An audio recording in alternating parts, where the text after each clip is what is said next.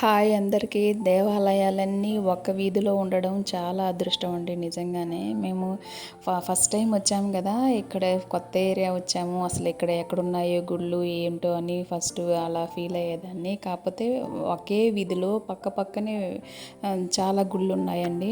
శివాలయం ఉంది, శివాలయం ఆ పక్క వీధిలోనే వెంకటేశ్వర స్వామి గుడి ఉంది, ఆ పక్క వీధిలోనే గాయత్రి మాత గుడి కూడా ఉంది. మనము వెళ్ళొచ్చు అనమాట. నవరాత్రులప్పుడు అమ్మవారి కాడ బాగా విశేషంగా చేస్తారు. ఇంకా శనివారం అయితే వెంకటేశ్వర స్వామి గుడిలో చాలా బాగా చేస్తారు. ఆంజనేయ స్వామి గుడిని చూసారు ఎంత బాగా అలంకరించారు.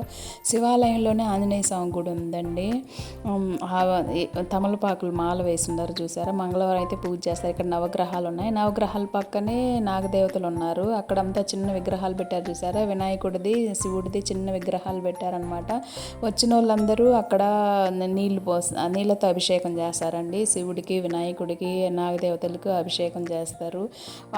పూజారులు కూడా చాలా బాగా మాట్లాడతారండి. నాకైతే ఈ గుడి చాలా బాగా నచ్చింది. పక్కనే అమ్మవారు ఉన్నారనమాట. అమ్మవారు కూడా ప్రశాంతంగా ఉంటుందండి. అమ్మవారి గుడి కాడైనా కూర్చోవచ్చు, ఇక్కడైనా కూర్చోవచ్చు. చాలా అంటే చాలా ప్రశాంతంగా ఉంటుంది.